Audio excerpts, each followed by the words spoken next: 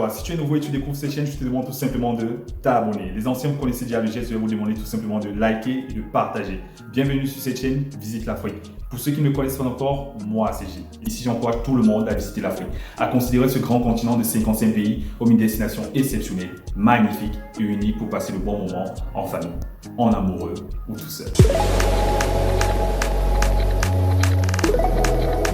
C'est incroyable comme ce continent il est tellement grand, ça rend fou l'Afrique. Il est diversifié. Aujourd'hui, pour ceux qui ont remarqué, je suis en chemise. Il fait chaud, je suis obligé de porter un sombrero en fait. On marche sur du sable blanc, l'eau est bleue, le ciel est bleu, les cocotiers, il y a du carnaval, du festival. Aujourd'hui, on va voir comment se rendre dans un pays, comment visiter ce pays, les activités, les opportunités, quel type de visa il faut. Ce pays, il a 10 îles. J'ai pas dit Jay-Z, mais 10 îles. Bienvenue au Cap-Vert.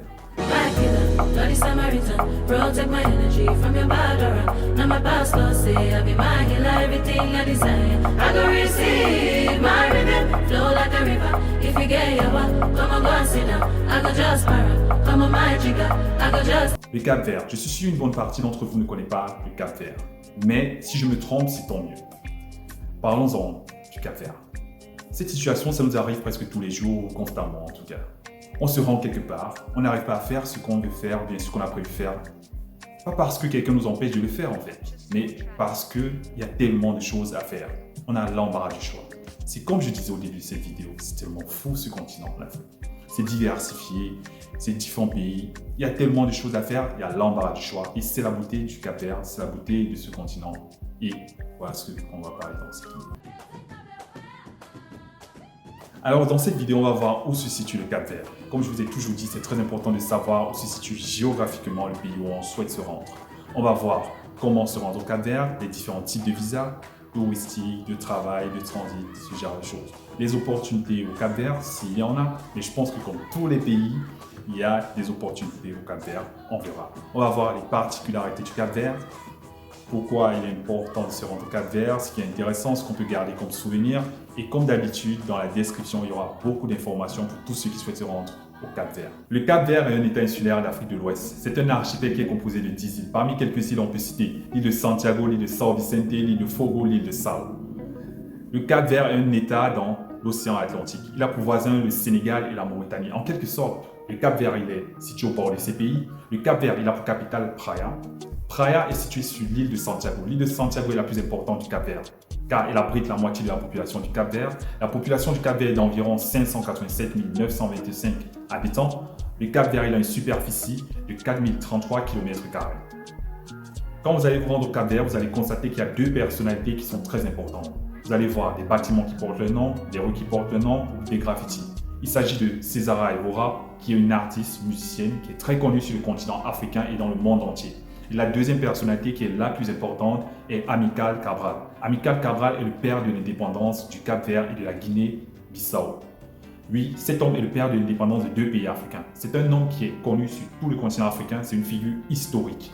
Il est au même niveau que Thomas Sankara, Nelson Mandela, Kwame Nkrumah et bien d'autres personnes comme Patrice Lumumba. Qui était cet homme important dans l'histoire des luttes pour les indépendances? Alors, Amilcar Cabral était un ingénieur agronome originaire et de la Guinée-Bissau et du Cap-Vert. Donc la particularité, c'est qu'il est le père de l'indépendance de deux pays différents, ce qui est unique dans l'histoire du continent africain. Et il était aussi lié aux différents mouvements de colonisation, de décolonisation de l'Empire portugais, donc avec les Angolais, les Mozambicains, les Sao Toméens. Et c'est cette dynamique-là qui a aussi fait tomber la dictature au Portugal. Donc c'est une personne qui, dans l'espace lusophone, est absolument centrale. Comment est-ce que vous le situeriez au panthéon du panafricanisme? Il fait partie des 3 ou 4 figures les plus importantes, il me semble. Le parti qu'il a créé d'ailleurs est le Parti africain pour l'indépendance de la Guinée-Bissau et du Cap-Vert. Il avait déjà créé d'autres partis. Il a contribué à créer ceux qui ont libéré les colonies donc d'Angola et du Mozambique. Le Cap-Vert, il a pour langue le portugais et le créole capverdien. Ce sont les langues qui sont parlées au Cap-Vert. Mais il faut savoir que les populations du Cap-Vert sont habituées à rencontrer des touristes, donc de nombreuses personnes parlent plusieurs langues. Et ne soyez pas étonnés que quand vous vous rendez au Cap-Vert, les gens viennent vers vous. Ne prenez pas ça mal. C'est comme ça que les gens sont au Cap-Vert. Ce sont des gens qui sont très ouverts. Donc, en tant que touriste, d'où on vient, c'est souvent très nouveau. Mais Ce sont ces personnes qui vont vous guider, vous aider pour les moindres informations aussi quand vous serez sur place. Alors, on sait déjà où se situe le Cap-Vert. On sait que c'est un pays de l'Afrique de l'Ouest, il a pour voisin le Sénégal, la Mauritanie. Il fait partie de l'Union africaine et il est membre de la CEDEAO, qui est la communauté des États de l'Afrique de l'Ouest. Le Cap-Vert est un pays très stable. Le Cap-Vert, comme vous le verrez et comme vous l'avez déjà vu, c'est un pays qui a de très très belles plages qui sont mondialement connues. Le sable est tout blanc, les eaux turquoises, le ciel est bleu. C'est un pays où les gens sont ouverts, sont joyeux tout le temps. Et là-bas, le concept ou le slogan, c'est No Stress. No stress, no stress. No stress. Au Cap-Vert, on fait les choses doucement. Tu es venu en vacances, calme-toi, profite des vacances, ne sois pas stressé, sois zen. C'est comme ça au Cap-Vert en fait. C'est un très beau pays et je pense que beaucoup d'entre vous vont l'aimer. Et quand ils vont se rendre sur place, ils vont constater que c'est un endroit où il faut partir presque tout le temps. Pour se rendre au Cap-Vert, ce n'est pas compliqué car c'est un pays touristique. Alors de nombreuses compagnies aériennes se rendent au Cap-Vert. De un, il faut leur compter sur la compagnie aérienne capverdienne qui est la Cabo Verde Airlines.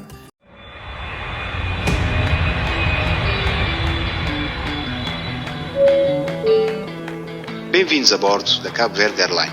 Para melhor servir-vos, a partir do dia 4 de julho vamos aumentar a nossa frequência de voos. Elle fait des vols directs depuis le Cap-Vert pour les États-Unis, pour le Brésil, pour le Portugal et pour l'Europe. Mais depuis le continent africain, il y a des compagnies comme Air Sénégal qui sera au Cap-Vert, la Royal Air Maroc qui sera au Cap-Vert. En Europe, il y a des compagnies comme la TUI, qui est une compagnie néerlandaise qui sera au Cap-Vert. Il y a FlyTap, qui est la compagnie portugaise, qui sera au Cap-Vert. De toute façon, dans la description, je vous mettrai la liste des compagnies aériennes qui seront au Cap-Vert et vous allez trouver celle qui vous convient.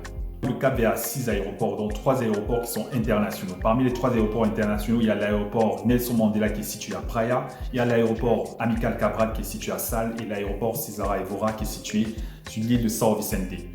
Pour se déplacer au Cap-Vert, il y a 2 manières de se déplacer entre les îles. On peut se déplacer en bateau et on peut se déplacer en avion. Pour se déplacer en avion, on a la compagnie aérienne dont je vous ai donné le nom tout à l'heure, qui est la Cabo Verde Airlines.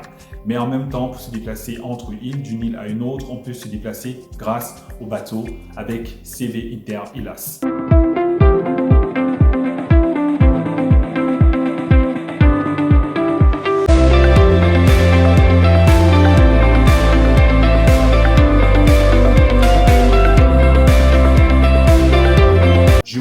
Avant de vous déplacer, avant de voyager, avant de partir au Cap-Vert, de faire votre réservation en amont. Ceci vous permettra d'être moins stressé quand vous serez sur place. Car les bateaux ne se déplacent pas tous les jours de la semaine. Les bateaux se déplacent 4 jours sur les 7 jours de la semaine ou 3 jours sur les 7 jours de la semaine. Ainsi, ceci vous permettra d'avoir un programme plus allégé. Alors, on prépare notre voyage pour le Cap-Vert. On est déjà pressé de marcher sur du sable blanc. On est déjà pressé de participer au carnaval, au festival, toutes ces choses-là. Voir des dauphins, des requins, oui. Jouer avec des tortues aussi, car il faut que je vous le dise, les tortues sont très nombreuses au Cap-Vert. Mais il faut savoir qu'importe l'accord diplomatique que notre pays a avec le Cap-Vert, on doit payer la taxe aéroportuaire quand on arrive sur place, qui coûte 31 €. La monnaie au Cap-Vert, c'est l'escudo capverdien. 1 € égale 110 escudo capverdiens. Ça peut varier, mais je pense pas que ça descendra à moins de 100 escudo capverdiens. En ce qui concerne les distributeurs, on les trouve dans les centres-villes et grandes villes. Mais moi, je vous conseille d'avoir des escudo capverdiens. De toute façon, les Capverdiens sont habitués aux touristes. Que vous donnez des dollars, que vous ayez des euros, ils le prennent. Quand on arrive sur le territoire capverdien et qu'on veut informer sa famille qu'on est bien arrivé, on a bien voyagé ou bien on veut rester connecté sur Internet, il y a 2 opérateurs qui sont très connus. Il y a CV Movel et il y a Unitel T+. Et quand on voit ce symbole, ça veut dire que le commerçant, il vend des cartes prépayées. Avant de rejoindre son hôtel, avant de rejoindre le lieu où on va résider, on va passer son séjour en tout cas, il va bien falloir se déplacer. Et pour se déplacer au Cap-Vert en tout cas, dans une île, c'est très facile, il y a plusieurs moyens en tout cas. Bon, pour commencer, il y a les collectivos. Les collectivos sont les petits cars, les petits bus en tout cas, où les gens sont à l'intérieur. Et bien sûr, beaucoup de personnes peuvent aimer les collectivos, mais vous savez, quand vous vous déplacez, quand vous allez quelque part, il faut aussi s'imprégner du mode de vie local. Les collectivos, ça vous permet un peu de voir comment fonctionnent les Capverdiens et tout. Pour arrêter un collectivo, on a juste à lever le bras et puis il s'arrête. Et ça ne passe pas toutes les heures. En outre, dans les grandes villes, il y a les autobus, il y a les grands bus en tout cas pour se déplacer. On peut aussi louer des voitures au Cap-Vert. Dans la description, j'ai mis le lien d'un site de location de voitures, Simplicar. Bon, je rappelle, je n'ai pas le contrat avec eux, mais bon, les prix sont intéressants. J'ai vu 300 € pour la semaine, pour louer une voiture en tout cas. De toute façon, chacun fera son choix. S'il veut se déplacer avec un collectivo, s'il veut se déplacer avec un autocar, un minibus et tout, ou il veut louer une voiture. Chacun fait comme il veut. Quand il est en vacances, le plus important, c'est d'être no stress comme les Cap-Verdiens disent. Le visa pour le Cap-Vert coûte 59 €. Mais contrairement au Kenya, ceux qui n'ont pas encore vu ma vidéo sur le Kenya, je vous invite à faire un tour. Contrairement au Kenya, au Cap-Vert, il y a une taxe aéroportuaire qui est obligatoire. Cette taxe aéroportuaire coûte 31 €.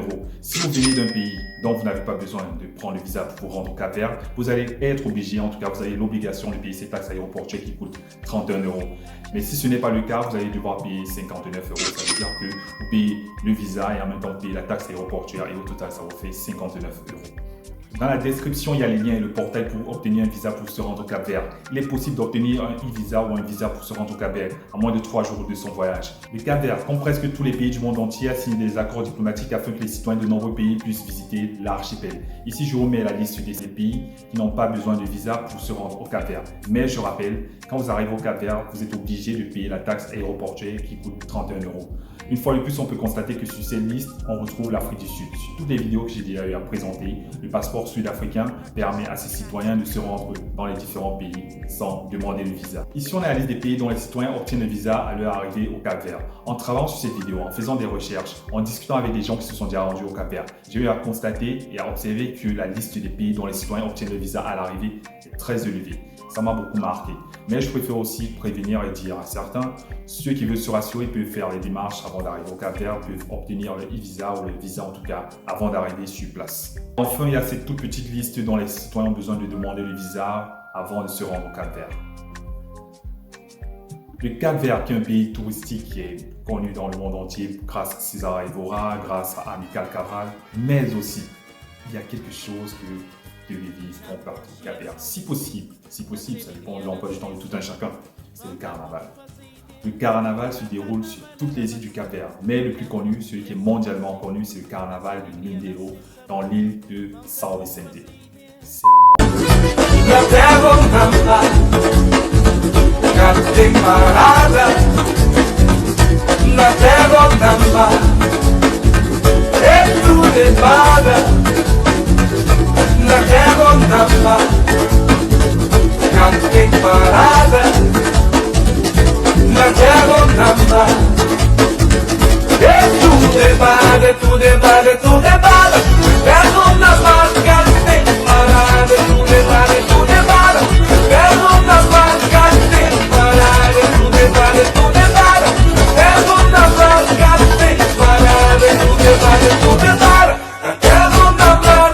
C'est tous les février, tous les ans en tout cas, chaque février. Ce carnaval, je sais pas les mots en tout cas, allez-y. Et pour les fans de zouk, de R&B et de kizomba, au Cap-Vert, il y a de nombreux festivals. Au mois d'août, il y a le festival de Baía de Gatas. Ça se déroule sur l'île de São Vicente. Ça se déroule pendant 3 jours et 3 nuits, on peut dire. Ce festival, il est mondialement connu. En ce qui concerne la gastronomie, le cachupa est le plat par excellence capverdien. Le cachupa est un plat typique du Cap-Vert. Il existe 2 types principaux. Le cachupa rica, qui est composé de différents types de viande, et le cachupa pourpre, fabriqué uniquement à partir de poissons. Au Cap-Vert, le grog est la boisson nationale par excellence. Bref, c'est une eau de vie. C'est de l'alcool, c'est un rhum. Il est fait à base de canne à sucre. C'est un alcool fort qui varie entre 40 à 70 degrés. Pour le consommer, on peut le mélanger avec des alcools fruités, avec des jus ou avec des limonades. Avant de parler de d'autres activités qu'on peut faire au Cap-Vert, d'autres spécificités de ce pays, sachez qu'au Cap-Vert, il y a de très beaux hôtels, des Airbnb. Le Cap-Vert, c'est un très beau pays. C'est l'endroit propice pour les personnes qui prennent des photos pour Instagram, pour les réseaux sociaux ou bien pour soi-même. Voilà.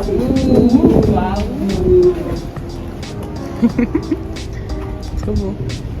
Donc le Hokkien n'est pas des chevaliers. Ok, d'accord. Petite plage privée. Waouh. Sur l'île de Sal, on peut louer des quads, on peut faire du circuit avec des amis ou tout seul, on peut circuler au bord des lacs de sel. En tout cas, on fait l'exploitation du sel. C'est très beau là-bas. Il est aussi possible de se baigner dans les lacs de sel, mais pour cela, il va falloir payer. En outre, toujours sur l'île de Sal, on peut partir sur la plage de Kite Beach. C'est une plage très célèbre. Il y a des restaurants là-bas, il y a des surfeurs avec des parachutes. C'est très intéressant. Vous pouvez aussi vous rendre sur Shark Bay, toujours sur l'île de Sal. Là-bas, on assiste à un spectacle naturel car constamment les dauphins viennent près des côtes. L'eau est bleue, le sable est blanc, le ciel est bleu. C'est magnifique. Mais sachez qu'au Cap-Vert, constamment, vous pouvez voir ce genre de phénomène. Surtout quand vous vous déplacez d'une île à une autre à travers le CV Inter-Ilas. Vous pouvez voir des dauphins, des requins et plein d'autres choses. Au Cap-Vert, il y a aussi un désert. Oui, ce pays a aussi un désert. C'est le désert de Viana. Il est situé au nord-ouest de l'île de Boa Vista. C'est un désert qui s'étend sur 1 km. Vous avez la possibilité de vous rendre sur ce désert, de prendre des photos et même de camper. En ce qui concerne les randonnées, toutes les îles du Cap-Vert sont adéquates pour cette activité. L'île de Fogo et de Santo Antaro sont celles que je vous suggère le plus. Les montagnes et les vallées profondes, on y trouve là-bas. Oui, je sais, tout le monde ne va pas au Cap-Vert pour se reposer, pour profiter du bon temps, pour ses beaux paysages. De nombreuses personnes y vont pouvoir, si c'est un pays où on peut s'installer, on peut travailler ou bien on peut investir. Avant de vous parler des autres types de visas, il est important que je vous dise que le Cap-Vert, qui est un pays d'Afrique et d'Afrique de l'Ouest, contrairement à la majorité des pays africains, son sous-sol n'est pas riche en matières premières. Cependant, les secteurs des services et du tourisme sont très dynamiques au Cap-Vert. Le tourisme représente 25% du produit intérieur brut du Cap-Vert. C'est très important. Il faut savoir qu'il a augmenté en 2022. Rien que pendant la saison estivale, les arrivées touristiques ont grimpé de 405,6%, soit 239 642 visiteurs. Tout en notant qu'en 2020 et en 2021, les chiffres étaient au plus bas à cause de la pandémie du virus du Covid-19. Hormis le visa touristique, il y a d'autres types de visas qu'on peut obtenir des autorités du Cap-Vert. En commençant par le visa de transit. Le visa de transit, il est valable pour toute personne souhaitant faire escale au Cap-Vert pour une durée de 4 jours et renouvelable une seule fois. Ça veut dire que si vous prenez un vol de l'Europe ou de l'Afrique en tout cas, vous pouvez transiter par le Cap-Vert et cela est valable pendant 4 jours. Le visa diplomatique ou le visa de courtoisie, il doit être utilisé sur 90 jours à partir de sa date de délivrance. Ensuite, il sera valable pendant 30 jours et plusieurs entrées sont possibles dans le territoire. Le visa temporaire ou visa multiple. Il est valable pour les voyages culturels, d'affaires, les voyages de santé ou familiales. Avec ce visa, vous pouvez entrer une fois ou plusieurs fois au Cap-Vert. Ainsi, vous pouvez séjourner pendant 90 jours sur une période d'1 an. Le visa de résidence. Il est conseillé à tous ceux qui aimeraient s'installer ou faire des affaires au Cap-Vert. Ou faire du Cap-Vert son pays de résidence, exercer une activité professionnelle au Cap-Vert, mais aussi pour les étudiants et les regroupements familiaux. Ce visa est valable pendant une période de 6 mois et renouvelable jusqu'à la décision finale des autorités. Le Cap-Vert est un pays qui m'a beaucoup surpris et plu à la fois. Il est très intéressant de voir que malgré le peu d'espace que ce pays, cet archipel possède, il est très bien organisé et il est ouvert. Il est prêt à recevoir tout le monde, en tout cas les touristes. Dites-moi dans les commentaires si vous êtes prêt désormais à visiter le Cap-Vert, si vous connaissez ce pays avant, s'il y a une île que vous préférez parmi toutes les autres, ou si vous êtes prêt à visiter toutes les îles du Cap-Vert. N'oubliez pas de vous abonner et de partager la chaîne, de mettre un gros pouce pour le like. On se retrouve très bientôt pour un autre voyage en Afrique.